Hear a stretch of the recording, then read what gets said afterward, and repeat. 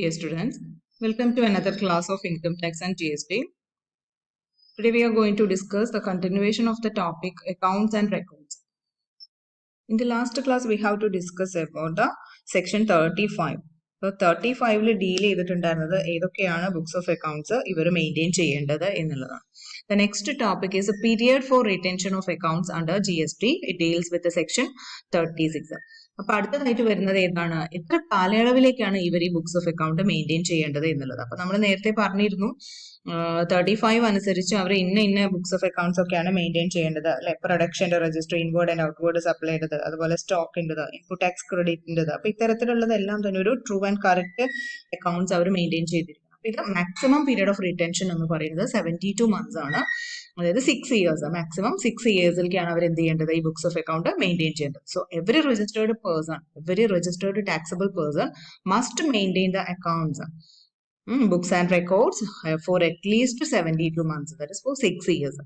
The period will be counted from the last date of filing of the annual return for that period. ഈ ഒരു വർഷമാണെങ്കിൽ എന്താണ് ഈ വർഷത്തെ annual return file ചെയ്യേണ്ടത്, ആ ലാസ്റ്റ് ഡേറ്റ് മുതൽ അങ്ങോട്ടേക്ക് 6 വർഷം വരെ 72 മാസം വരെയൊക്കെയാണ് അവർ ആ ബുക്സ് ഓഫ് അക്കൗണ്ട് മെയിൻറ്റെയിൻ ചെയ്യേണ്ടത്. Okay, then what is the consequences of not maintaining the proper records under GST? അപ്പം ജി എസ് ടിയിൽ നമ്മൾ ഈ പറയുന്ന ബുക്സ് ഓഫ് അക്കൗണ്ട്സ് മെയിൻറ്റെയിൻ ചെയ്തിട്ടില്ല എങ്കിൽ അവർക്ക് എന്താ ഉണ്ടാകാൻ പോകുന്നത്? So there will be, if a taxpayer fails to maintain the proper records in the respective goods and services, then the proper officer shall treat such unaccounted goods or services as if the taxpayer has supplied them. അതെന്തായിട്ട് treat ചെയ്യും, നമ്മൾ unaccounted ആയിട്ട് നമ്മൾ treat ചെയ്യും. And the officer will determine the tax liability on such unaccounted goods. ഈ proper officer എന്ത് ചെയ്യും, ഇത്തരത്തിൽ മെയിൻറ്റെയിൻ ചെയ്തിട്ടില്ല എങ്കിൽ, ബുക്സ് ഓഫ് അക്കൗണ്ട്സ് അവർ മെയിൻറ്റെയിൻ ചെയ്തിട്ടില്ല എങ്കിൽ അത് അൺഅക്കൗണ്ടഡ് ഗുഡ്സ് ആൻഡ് സർവീസസ് ആയിട്ട് ട്രീറ്റ് ചെയ്യും. അതിന്റെ ടാക്സ് ലയബിലിറ്റി ആ പ്രോപ്പർ ഓഫീസർ ഡിറ്റർമിൻ ചെയ്യാം. The taxable person will be required to pay the tax liability calculated along with the penalty. അപ്പൊ അവർ എന്ത് ചെയ്യുന്നുണ്ട്, ഈ ഒരു രീതിയിലുള്ള അൺഅക്കൗണ്ടഡ് ആയിട്ടുള്ള ഗുഡ്സിന്റെ ടാക്സ് ലയബിലിറ്റി ഡിറ്റർമിൻ ചെയ്യുന്നതിന്റെ കൂട്ടത്തിൽ തന്നെ എന്തും കൂടെ വരും, along with the taxable person will be liable to pay penalty for the unaccounted goods or services. അതായത് പ്രോപ്പർ ആയിട്ട് മെയിൻറ്റെയിൻ ചെയ്തിട്ടില്ലെങ്കിൽ അത് അൺഅക്കൗണ്ടഡ് ഗുഡ്സ് ആൻഡ് സർവീസസ് ആയിട്ട് ട്രീറ്റ് ചെയ്യും. അതിന് പ്രോപ്പർ ഓഫീസർ എത്രയാണോ ടാക്സ് ലയബിലിറ്റി പ്ലസ് പെനാലിറ്റി പറയുന്നത് അത് അടയ്ക്കാൻ ആർക്ക്. The next topic is Rule 56. CGST Rule 56ലാണ് maintenance of accounts by a registered person പറയുന്നത്. അപ്പോൾ സെക്ഷൻ 35ലും അതുപോലെ അതിനോട് റിലേറ്റ് ചെയ്ത കാര്യങ്ങളാണ്. ഇൻ അഡീഷൻ ടു സെക്ഷൻ 35 ഏതൊക്കെ ഡോക്യുമെന്റ്സ് ആണ് മെയിൻറ്റെയിൻ ചെയ്യണം എന്നുള്ളതാണ് റൂൾ 56ൽ പറയുന്നത്. റൂൾ 56 സബ് റൂൾ 1ൽ എന്താ പറയുന്നത്, a true and a correct accounts of goods and services imported or exported or supplies attracting payment of tax on reverse charge along with the relevant documents including invoice, bill of supply, delivery, challan, credit note, debit note, receipt voucher, payment voucher and refund vouchers. ഇപ്പൊ goods and services import ചെയ്യുന്നവർ, അതുപോലെ തന്നെ export ചെയ്യുന്നത്, reverse ചാർജിൽ tax പേ ചെയ്യുന്നവരെല്ലാം തന്നെ ഒരു true and correct account maintain ചെയ്തിരിക്കണം. എന്തൊക്കെ കാര്യങ്ങൾ അതിൽ വരേണ്ടത്, റെലവെന്റ് ആയിട്ടുള്ള ഡോക്യുമെന്റ്സ് എന്തൊക്കെയാണ്, invoices, bill of supply, delivery, challan, credit note, debit not, receipt voucher, payment voucher, refund voucher തുടങ്ങിയ എല്ലാ കാര്യത്തിന്റെയും ഒരു true and correct account our maintain ചെയ്തിരിക്കണം. Then Rule 56 sub Rule 2ൽ പറയുന്നത് registered person other than A person paying tax under section 10. അപ്പൊ 10ൽ tax പേ ചെയ്യുന്നവരാണ് ആര്, composition dealers എന്ന് പറയുന്നത്.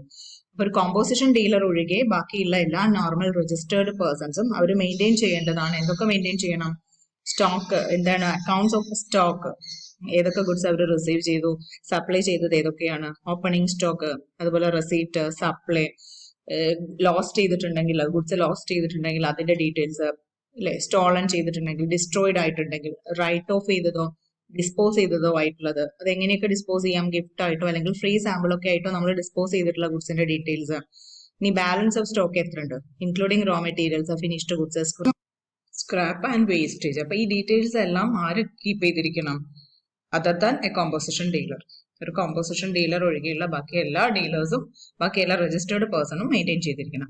Then separate records of advance received, advance paid, adjustment made against these advances. Advance receive ചെയ്തതോ അല്ലെങ്കിൽ pay ചെയ്തതോ ആയി ബന്ധപ്പെട്ടിട്ടുള്ള ഡീറ്റെയിൽസിന് ഒരു സെപ്പറേറ്റ് റെക്കോർഡ് മെയിൻറ്റെയിൻ ചെയ്തിരിക്കണം.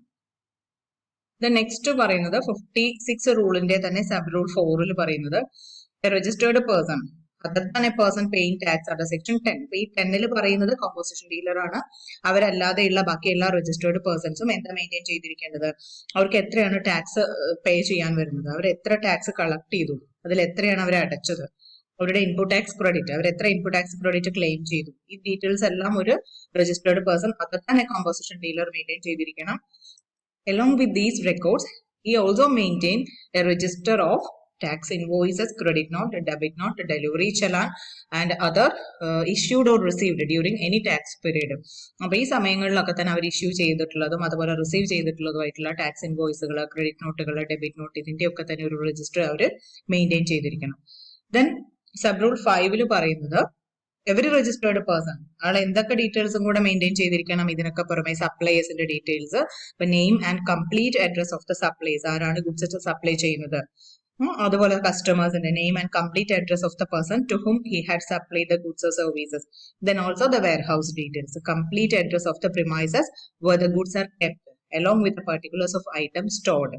അപ്പൊ എവിടെയാണ് വെയർ ഹൗസ് ഉള്ളത്, അവിടെ എന്തൊക്കെ ഗുഡ്സ് ആണ് കീപ്പ് ചെയ്യുന്നത് തുടങ്ങിയ കാര്യങ്ങളുടെ ഒക്കെ തന്നെ ഒരു കംപ്ലീറ്റ് ഡീറ്റെയിൽസ് ആര് മെയിൻറ്റെയിൻ ചെയ്തിരിക്കണം, ഒരു രജിസ്റ്റേർഡ് പേഴ്സൺ മെയിൻറ്റെയിൻ ചെയ്തിരിക്കണം.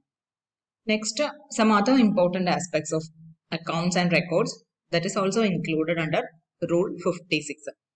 റൂൾ 56ന്റെ സബ് റൂളിന്റെ കണ്ടിന്യൂവേഷൻ തന്നെയാണ് ഈ ഏരിയ വരുന്നത്. റൂൾ 56 സബ് റൂൾ 6 പറയുന്നത് if A registered person stored goods at any place other than those declared as per sub rule 5 without any valid documents. അപ്പൊ നേരത്തെ നമ്മൾ പറഞ്ഞു സബ് റൂൾ 5 പ്രകാരം നമ്മൾ എവിടെയാണോ ഗുഡ്സ് കീപ്പ് ചെയ്യുന്നത് ആ വെയർ ഹൗസിന്റെ ഡീറ്റെയിൽസ് അയാൾ ഡോക്യുമെന്റ് ചെയ്തിരിക്കണം എന്ന് പറഞ്ഞു. അപ്പൊ അത്തരത്തിലുള്ള ഒരു സ്ഥലത്തല്ലാതെ, അല്ലെങ്കിൽ നമ്മൾ ആ ഡിക്ലെയർ ചെയ്ത സ്ഥലത്തിന് പുറമെ മറ്റു വേറെ ഏതെങ്കിലും സ്ഥലത്താണ് നമ്മൾ ഗുഡ്സ് കീപ്പ് ചെയ്യുന്നത് എന്നുണ്ടെങ്കിൽ വിത്തൗട്ട് എനി വാലിഡ് ഡോക്യുമെന്റ്സ് ഒന്നും ഇല്ലാതെ നമ്മൾ ഡിക്ലെയർ ചെയ്ത ആ ഒരു സ്ഥലത്ത് അല്ലാതെ മറ്റൊരു സ്ഥലത്ത് ഒരു രജിസ്റ്റേർഡ് പേഴ്സൺ ഗുഡ്സ് സ്റ്റോർ ചെയ്യുകയാണെങ്കിൽ then proper officerക്ക് എന്തിനുള്ള റൈറ്റ് ഉണ്ട്, he has to determine the amount of tax payable on such goods if such goods have been supplied by the registered person. അപ്പൊ ആ ഒരു ഗുഡ്സ് ഒരു രജിസ്റ്റേർഡ് പേഴ്സൺ ആണ് supply ചെയ്തിട്ടുള്ളത് എങ്കിൽ എന്ത് ചെയ്യാനായിട്ട് സാധിക്കും, പ്രോപ്പർ ഓഫീസർക്ക് അതിന്റെ മുകളിലുള്ള ടാക്സ് എത്രയാണോ പേ ചെയ്യാനുള്ളത് അത് ഡിറ്റർമിൻ ചെയ്യാനുള്ള പവർ പ്രോപ്പർ ഓഫീസർക്ക് ഉണ്ടായിരിക്കും. ദെൻ സബ് റൂൾ 8 പറയുന്നത് any entry in register accounts document shall not be erased, effaced or overwritten, and all incorrect entries otherwise than those of clerical nature, it shall be scored out under attestation. അപ്പൊ എന്ത് ചെയ്തിരിക്കണം, നമ്മളൊരു രജിസ്റ്ററിലോ അക്കൗണ്ട്സിലോ ഡോക്യുമെന്റ്സിലോ ഒക്കെ entry ചെയ്യുന്ന സമയത്ത് അത് ഒരിക്കലും തന്നെ എന്ത് ചെയ്യാൻ പാടില്ല, റേസ് ചെയ്യാനായിട്ട് പാടില്ല, അതിന് മേലെ ഓവർ റിട്ടേൺ ചെയ്യാനായിട്ട് പാടില്ല. ഇനി എല്ലാ ഇൻകറക്റ്റ് എൻട്രീസും അത് ക്ലറിക്കൽ നേച്ചർ ഉള്ളതാണെങ്കിൽ ഓക്കെ, അതല്ല എന്നുണ്ടെങ്കിൽ നമ്മൾ എന്ത് ചെയ്യണം, അവിടെ ഒരു അല്ലെ നമ്മളിപ്പോ സാധാരണ ഒരു ഒഫീഷ്യൽ റെക്കോർഡിലൊക്കെ ആണെങ്കിൽ അവിടെ ഒന്ന് ജസ്റ്റ് സൈൻ ചെയ്യും. അപ്പൊ ആ രീതിയിൽ ചെയ്തിട്ട് എന്ത് ചെയ്യാം, കറക്റ്റ് എൻട്രി അതിന്റെ താഴെ ഇടുന്നത് കട്ട് ചെയ്തതിന് ശേഷം അവിടെ ഒന്ന് അറ്റസ്റ്റ് ചെയ്യുക, അതിന്റെ താഴെ കറക്റ്റ് എൻട്രി ചെയ്യാം. ഇനി നമ്മൾ രജിസ്റ്ററും ഡോക്യുമെന്റ്സ് ഒക്കെ ഇലക്ട്രോണിക്കലി ആണ് മെയിൻറ്റെയിൻ ചെയ്യുന്നതെങ്കിൽ ഒരു ലോഗ് ബുക്ക് നമ്മൾ എന്ത് ചെയ്യാം, ഇത്തരത്തിലുള്ള എഡിറ്റ് ചെയ്തതും ഡിലീറ്റ് ചെയ്തതും മെയിൻറ്റെയിൻ ചെയ്യാൻ വേണ്ടിയിട്ട് നമ്മളൊരു ലോഗ് ബുക്ക് മെയിൻറ്റെയിൻ ചെയ്തിരിക്കണം. അതാണ് 8 പറയുന്നത്. ദെൻ 9 പറയുന്നത് എന്താ, each volume of books of accounts maintained manually by the registered person shall be serially numbered. അപ്പൊ അത് വളരെ ഇമ്പോർട്ടന്റ് ആണ്, ഒരു സീരിയലി നമ്പേർഡ് ആയിരിക്കണം അവിടെ അല്ലെ, 1 2 അല്ലെങ്കിൽ എങ്ങനെയാണോ അവര് നമ്പേഴ്സ് ഏതാണ് അവർ യൂസ് ചെയ്യുന്നത് വെച്ചാൽ ആ രീതിയിലുള്ള സീരിയലി നമ്പർ ചെയ്തതായിരിക്കണം അവരുടെ ബുക്സ് ഓഫ് അക്കൗണ്ട്സ്. ദെൻ 10 പറയുന്നത് അൺലെസ് അതർവൈസ് പ്രൂവ്ഡ് അല്ലെ, മറ്റൊരു വിധത്തിൽ തെളിയിക്കപ്പെട്ടിട്ടില്ല എന്നുണ്ടെങ്കിൽ എന്താണ്, any document registers books of accounts belonging to a registered person are found at any premises other than those mentioned in the certificate of registration. അത് certificate of രജിസ്ട്രേഷനിൽ പറഞ്ഞിട്ടുള്ളത് അല്ലാത്തൊരു സ്ഥലത്താണ് അയാൾ മെയിൻറ്റെയിൻ ചെയ്തിട്ടുള്ളത് എങ്കിൽ then it shall be presumed to be maintained by the said registered person. അത് അയാൾ തന്നെ മെയിൻറ്റെയിൻ ചെയ്യുന്നതായിട്ട് നമ്മൾ അസ്യൂം ചെയ്യുന്നുണ്ട്. Okay, Rule 56 sub rule 12 it deals with other accounts to be maintained by a registered manufacturer. അപ്പം registered manufacturer എന്തൊക്കെ maintain ചെയ്യണം, quantitative details ആണ്, പ്രൊഡക്ഷനുമായി ബന്ധപ്പെട്ടിട്ടുള്ള quantitative details, raw materials or services used in the manufacturing process, goods manufactured including waste and any product of the process. അപ്പൊ ആ raw മെറ്റീരിയൽസിന്റെയും manufacturing പ്രോസസ്സിൽ ഉപയോഗിച്ചിട്ടുള്ള സർവീസിന്റെയും റോ മെറ്റീരിയൽസിന്റെയും അതുപോലെ മാനുഫാക്ചർ ചെയ്ത ഗുഡ്സിന്റെയും ഡീറ്റെയിൽസ് ആണ് മെയിൻറ്റെയിൻ ചെയ്തിരിക്കണം. Then accounts to be maintained by an agent. ഒരു agent എന്തൊക്കെ ഡീറ്റെയിൽസ് ആണ് മെയിൻറ്റെയിൻ ചെയ്യേണ്ടത് എന്നുള്ളത്. Details of authorization received by him from the principal. അല്ലെ, ഒരു പ്രിൻസിപ്പളിന്റെ ഏജന്റ് ആയിട്ട് പ്രവർത്തിക്കാൻ വേണ്ടി ആൾക്ക് കിട്ടിയിട്ടുള്ള ഒരു ഓതറൈസേഷൻ ഉണ്ടാവും, അതിന്റെ ഡീറ്റെയിൽസ് വേണം. Value, quantity, description of goods and services received on behalf of A principal. ആ പ്രിൻസിപ്പലിന് വേണ്ടിയിട്ട് ഇയാൾ ഏജന്റ് എന്തൊക്കെയാണോ ഗുഡ്സ് ആൻഡ് സർവീസസ് റിസീവ് ചെയ്തിട്ടുള്ളത് അതിന്റെ ക്വാണ്ടിറ്റി, അതിന്റെ വാല്യൂ, അതിനെ കുറിച്ചിട്ടുള്ള ഡിസ്ക്രിപ്ഷൻ വേണം. അതുപോലെ തന്നെ ആൾക്ക് വേണ്ടിയിട്ട് സപ്ലൈ ചെയ്തിട്ടുള്ള ഗുഡ്സിന്റെ സർവീസിന്റെയും വാല്യൂ, ക്വാണ്ടിറ്റി, ഡിസ്ക്രിപ്ഷൻ, ഇത്രയും കാര്യങ്ങൾ വേണം. Then details of account submitted to every principal. ആ പ്രിൻസിപ്പലിന് സബ്മിറ്റ് ചെയ്തിട്ടുള്ള അക്കൗണ്ട്സിന്റെ ഡീറ്റെയിൽസ്. ടാക്സ് പെയ്ഡ്, ഈ ഒരു ട്രാൻസാക്ഷനുമായി റിലേറ്റ് ചെയ്തിട്ട് എത്ര എമൗണ്ട് ആണ് ടാക്സ് അടച്ചിട്ടുള്ളത്, ആ ഡീറ്റെയിൽസ് മെയിൻറ്റെയിൻ ചെയ്തിരിക്കുന്നത്. These are all the accounts to be maintain by an agent. Then other accounts to be maintained by a registered supplier of service. ഒരു service supply ചെയ്യുന്ന ഒരാളാണെങ്കിൽ, ഒരു രജിസ്റ്റേർഡ് സപ്ലയർ ആണെങ്കിൽ ആൾ maintain ചെയ്തിരിക്കേണ്ട കാര്യങ്ങളാണ് goods used in the provision of supply. സപ്ലൈയിൽ ആൾ ഉപയോഗിച്ചിട്ടുള്ള goods, input service utilised, then service supplied. ഇത്രയും ഡീറ്റെയിൽസ് ആര് മെയിൻറ്റെയിൻ ചെയ്തിരിക്കണം? ഒരു registered supplier of service. Service supply ചെയ്യുന്ന ഒരു രജിസ്റ്റേർഡ് പേഴ്സൺ മെയിൻറ്റെയിൻ ചെയ്തിരിക്കേണ്ട അക്കൗണ്ട്സ് ആണ്. റൂൾ 56 സബ് റൂൾ 14 പറയുന്നത് ഒരു വർക്ക് കോൺട്രാക്ട് എക്സിക്യൂട്ട് ചെയ്യുന്ന ഒരാൾ മെയിൻറ്റെയിൻ ചെയ്തിരിക്കേണ്ട അക്കൗണ്ട്സിനെ കുറിച്ചാണ്.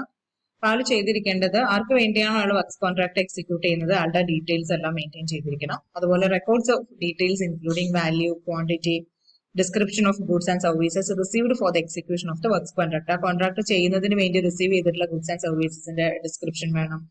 അതുപോലെ തന്നെ details including value, quantity and description of goods and services utilised for the execution of the works contract. Details of payment received, name and address of the supplier who supplied the goods or services. Works കോൺട്രാക്റ്റുമായിട്ട് relate ചെയ്ത് വേണ്ട main records ഇതെല്ലാമാണ്.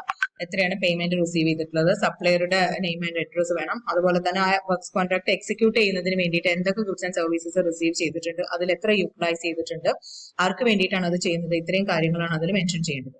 Then 15 sub rule പറയുന്ന കാര്യം, all records maintained in electronic form shall be authenticated by means of digital signature. ഏറ്റവും important ആണ് digital signature use ചെയ്തിട്ട് അത് authenticated ചെയ്യണം എന്നുള്ളത്. Then 18 പറയുന്നത്, every registered person on demand is responsible to produce all the accounts and records which is required to maintain under any law for the time being in force. അപ്പൊ ഇവര് നമ്മൾ ഈ ഒരു നിയമപ്രകാരം അല്ലെങ്കിൽ റൂൾ പ്രകാരം ഇന്ന ഡോക്യുമെന്റുകളെല്ലാം മെയിൻറ്റെയിൻ ചെയ്യണമെന്ന് പറയുന്നുണ്ട്. അപ്പൊ ഏത് സമയത്താണോ നമ്മൾ പ്രോപ്പർ ഓഫീസർ ആ ഡീറ്റെയിൽസ് കോൾ ഫോർ ചെയ്യുന്നത്, ആ സമയത്ത് ഈ ഡീറ്റെയിൽസ് എല്ലാം തന്നെ പ്രൊഡ്യൂസ് ചെയ്യാനുള്ള റെസ്പോൺസിബിലിറ്റി ആർക്കുണ്ട്? എല്ലാ രജിസ്റ്റേർഡ് പേഴ്സൺസിനുണ്ട്. അപ്പൊ അവര് മെയിൻറ്റെയിൻ ചെയ്യുന്ന എല്ലാ റെക്കോർഡ്സും ഓഫീസർ ഡിമാൻഡ് ചെയ്യുന്ന സമയത്ത് അയാൾ എത്തിച്ചിരിക്കും. ഓക്കെ. റൂൾ 57 ഡീൽ ചെയ്യുന്നത് maintenance of records in electronic form ആണ്. സോ അവര് ഇലക്ട്രോണിക് ഫോമിൽ മെയിൻറ്റെയിൻ ചെയ്യേണ്ട കുറച്ച് ഡീറ്റെയിൽസ് ഉണ്ട്. 57 ആണ്, റൂൾ 57 പറയുന്നത്. അപ്പൊ അത് പ്രകാരം പ്രോപ്പർ ബാക്കപ്പ് ഓഫ് റെക്കോർഡ്സ് ഉണ്ടായിരിക്കണം, അത് മെയിൻറ്റെയിൻ ചെയ്തിരിക്കണം. ദെൻ അതുപോലെ തന്നെ പ്രോപ്പർ ഓഫീസർ ഡിമാൻഡ് ചെയ്യുന്നതിനനുസരിച്ച് ഡോക്യുമെന്റ്സ്, അതുപോലെ ഡ്യൂലി ഓത്തന്റിക്കേറ്റ് ചെയ്തിട്ടുള്ള ഡോക്യുമെന്റ്സ്, അത് ഹാർഡ് കോപ്പി അല്ലെങ്കിൽ ഇലക്ട്രോണിക് ഫോം റീഡബിൾ ഫോർമാറ്റിലുള്ളത് സബ്മിറ്റ് ചെയ്തിരിക്കണം, പ്രൊഡ്യൂസ് ചെയ്തിരിക്കണം. അതുപോലെ തന്നെ പ്രോപ്പർ ഓഫീസർ ഡിമാൻഡ് ചെയ്യുന്നതിനനുസരിച്ച് എന്ത് പാസ്വേഡ് അല്ലെങ്കിൽ ഫയൽസ്, ഒരു ഫയൽ ആക്സസ് ചെയ്യാനുള്ള പാസ്വേഡ്, ഇപ്പം കോഡ് ഒക്കെ ഉണ്ടെങ്കിൽ അതിന്റെ എക്സ്പ്ലനേഷൻ, എക്സ്പാൻഡഡ് ഫോം പറഞ്ഞു കൊടുക്കണം. അതുപോലെ നമുക്ക് ഓരോ റെക്കോർഡിലേക്ക് ആക്സസ് ചെയ്യാൻ എന്തൊക്കെയാണോ ഇൻഫോർമേഷൻ വേണ്ടത് അതെല്ലാം തന്നെ, അതുമായി ബന്ധപ്പെട്ട ഇൻഫോർമേഷൻസ് എല്ലാം തന്നെ ആള് പ്രൊഡ്യൂസ് ചെയ്തിരിക്കണം. അതാണ് 57 പറയുന്നത്. റൂൾ 58 പറയുന്നത് records to be maintain by a transporter ആണ്. അപ്പൊ ട്രാൻസ്പോർട്ടർ മെയിൻറ്റെയിൻ ചെയ്യേണ്ടത് എന്തൊക്കെ ഗുഡ്സ് ആണ് ട്രാൻസ്പോർട്ട് ചെയ്യുന്നത്, ഗുഡ്സ് ഡെലിവർ ചെയ്യുന്നത്, അതുപോലെ goods stored in transit by him, അത് കൺസൈനറുടെ അല്ലെങ്കിൽ കൺസൈനയുടെ GST നമ്പറും GSTIN കൂടെയാണ് ബെസ്റ്റ് റെക്കോർഡ്. ഈ റെക്കോർഡ്സ് എല്ലാം തന്നെ മെയിൻറ്റെയിൻ ചെയ്തിരിക്കണം. ലാസ്റ്റ് റൂൾ പറയുന്നത് റൂൾ 58 ആണ്. The records to be maintained by the owner or operator of a godown or warehouse. അപ്പൊ ഇയാൾ എന്തൊക്കെയാണ് അവിടെ സ്റ്റോർ ചെയ്തിട്ടുള്ള ഗുഡ്സ്, ആ വെയർ ഹൗസിൽ സ്റ്റോർ ചെയ്തിട്ടുള്ള ഗുഡ്സ് എന്തൊക്കെയാണ്, അത് അതിന്റെ ഡെസ്പാച്ച്, അതിന്റെ റെസിപ്റ്റ്, അതിന്റെ മൂവ്മെന്റ്, അത് അത്തരത്തിലുള്ള ഗുഡ്സിന്റെ ഡിസ്പോസലുമായി ബന്ധപ്പെട്ട ഇൻഫോർമേഷൻസ്, അതിന്റെ ബുക്സ് ഓഫ് അക്കൗണ്ട് മെയിൻറ്റെയിൻ ചെയ്തിരിക്കണം. കൺസൈനറുടെയും കൺസൈനിയുടെയും ഡീറ്റെയിൽസ് മെയിൻറ്റെയിൻ ചെയ്തിരിക്കണം. അതുപോലെ തന്നെ നമുക്ക് ആ ഗുഡ്സിനെ എല്ലാം തന്നെ ഐറ്റം വൈസും ഓണർ വൈസും ഐഡന്റിഫൈ ചെയ്യാൻ കഴിഞ്ഞിരിക്കണം. ആ രീതിയിലായിരിക്കണം അത് സ്റ്റോർ ചെയ്യേണ്ടത്. ദെൻ എപ്പോഴാണ് പ്രോപ്പർ ഓഫീസർ ഡിമാൻഡ് ചെയ്യുന്നത്, ആ സമയത്ത് ഫിസിക്കൽ വെരിഫിക്കേഷനും ഇൻസ്പെക്ഷനും നടത്താൻ പറ്റുന്ന രീതിയിൽ അറേഞ്ച്മെന്റ് നടത്താനുള്ള റെസ്പോൺസിബിലിറ്റി എന്ന് പറയുന്നത് ആ ഗോഡൌണിന്റെ അല്ലെങ്കിൽ വെയർ ഹൗസിന്റെ ഓണർക്കായിരിക്കും. ഓക്കെ. അപ്പൊ ഇത്രയും ഡോക്യുമെന്റ്സ് ആര് മെയിൻറ്റെയിൻ ചെയ്തിരിക്കണം? ആ വെയർ ഹൗസിന്റെ ഓണർ അല്ലെങ്കിൽ ഓപ്പറേറ്റർ മെയിൻറ്റെയിൻ ചെയ്തിരിക്കണം. സോ നമ്മൾ ഇന്ന് ഡിസ്കസ് ചെയ്തിട്ടുള്ളത് റൂൾ 56, അതുപോലെ 57, 58 ആണ് വന്നത്. ഓക്കെ. എല്ലാവർക്കും ക്ലിയർ ആയി വിചാരിക്കണം. Okay, thank you.